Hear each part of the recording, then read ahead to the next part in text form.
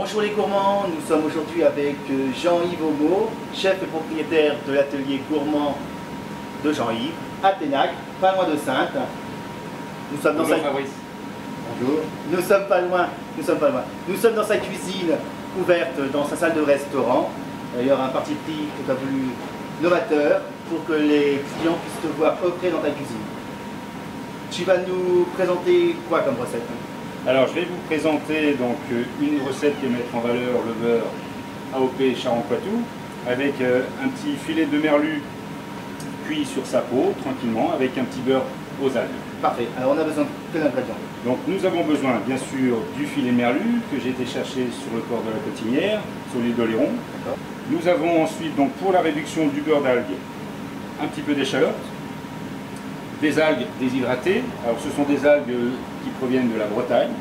Alors entre autres là nous avons donc de la laitue de mer, de la dulce et du nori. Voilà, ça va nous faire un petit peu de couleur parce que la laitue de mer est verte, le nori est noir et la dulce est rouge. Voilà. Un petit peu de vin blanc, vin de Pie charentais, voilà, un petit vin blanc sec tout simplement, du sel de l'île de Ré, un citron et bien sûr notre national beurre AOP Charentes-Poitou. Parfait. Alors on commence par quoi? Alors nous allons donc mettre le vin blanc, les échalotes, donc nous allons pouvoir tout mettre. D'accord. L'ordre d'un peu d'importance? Non, il suffit de faire réduire, donc une chaleur vive, donc un petit peu d'algues, parce que le but est aussi de les réhydrater. Voilà, donc on va en mettre pas mal parce que...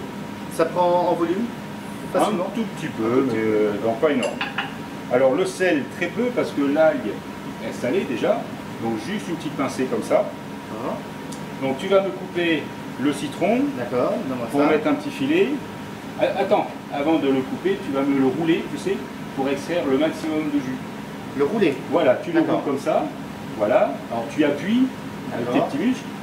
Voilà, et comme ça, tu as permis à écraser toute la pulpe de façon à ce que le jus se libère plus facilement. Et se concentre. Voilà. Parfait. Donc tu coupes en deux. Voilà. Voilà. Oui, parfait. Tu mets un petit peu. Voilà, ce sera parfait. On va mettre à bouillir. Donc, le but, il faut que ça réduise. Il faut que ça fasse une petite pommade. Parfait. Ok. Voilà, donc on voit que ça monte en ébullition. Ça monte en ébullition. Je ne sais pas si la caméra voit, monte un petit peu en ébullition. Déjà, tu sens le mélange du vin blanc, des échalotes et des algues. Voilà, donc ça va aller très très vite. Pendant ce temps-là, je mets en chauffe ma poêle pour cuire le merlu. D'accord. Là, tu laisses en ébullition. Tout à fait, tout à fait. Il faut que ça réduise. Là, on va pouvoir baisser un petit peu. Pendant ce temps-là... Donc, je vais cuire mon merlu. Alors, comment cuire un poisson sans faire du beurre brûlé? Voilà la question. Alors, tu mets d'abord un petit peu de beurre AOP Charentes-Poitou. Dès l'instant qu'il va mousser, on va rajouter du beurre. D'accord. Tu veux que je tourne un petit peu dans... Si tu veux. Voilà. Donc, tu vois, le beurre est un petit peu mousseux. J'aime bien me rendre utile un peu. Voilà. À ce temps-là,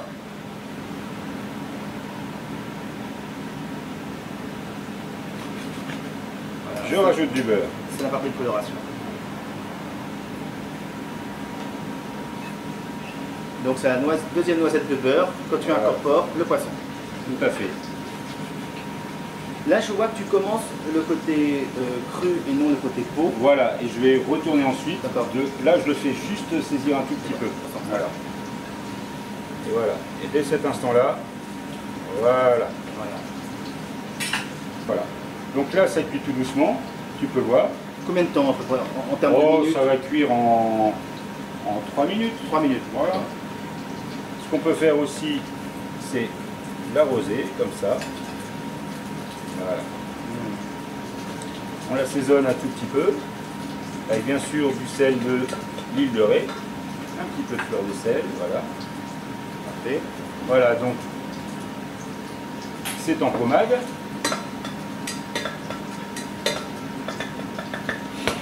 c'est à ce moment-là, donc tu vois, ça te fait comme une petite pâte. Tout à fait. Voilà, donc tout le jus est donc parti. Les échalotes ont été plus ou moins confites. On va ajouter un petit peu de beurre.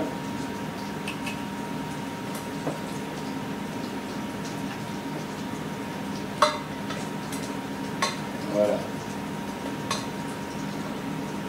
Alors, donc tu vois, ça change d'aspect déjà. Donc on va laisser refroidir un petit peu. Là, je baisse un peu mon poisson. Parce que, voilà. On va maintenant incorporer. Alors, je te laisse tourner, ça oui. Alors, je vais montrer à la caméra. Voilà. Il faut incorporer le beurre petit à petit. Alors continue de tourner tout le temps, tout le temps, tout le temps.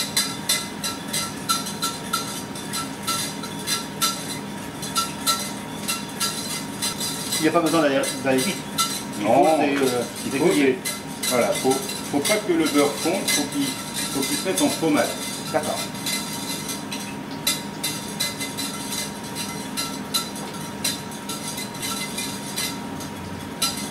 Est-ce que c'est mieux dans ces moments-là de sortir le beurre un petit peu à l'avance?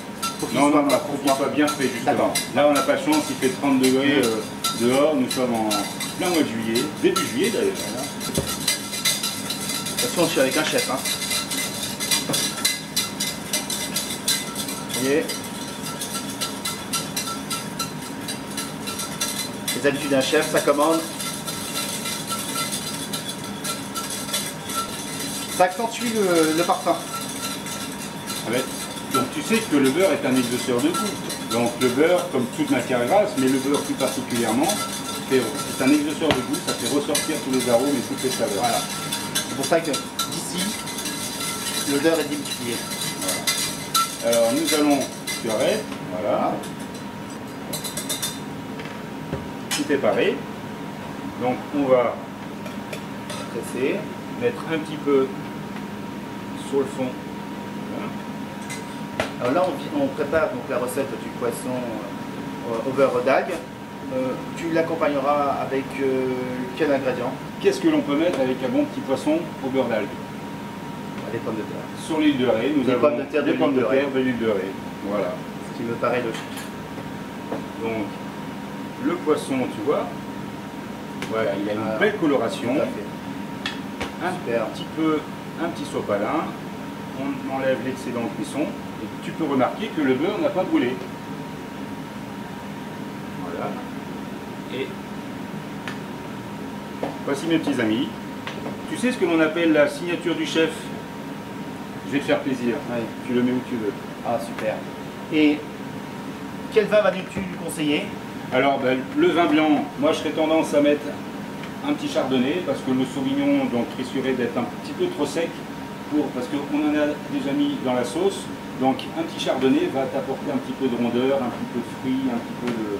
Voilà. Tout ce qu'il faut pour la bonne recette. Voilà une recette originale et raffinée que Jean-Yves nous a proposée aujourd'hui.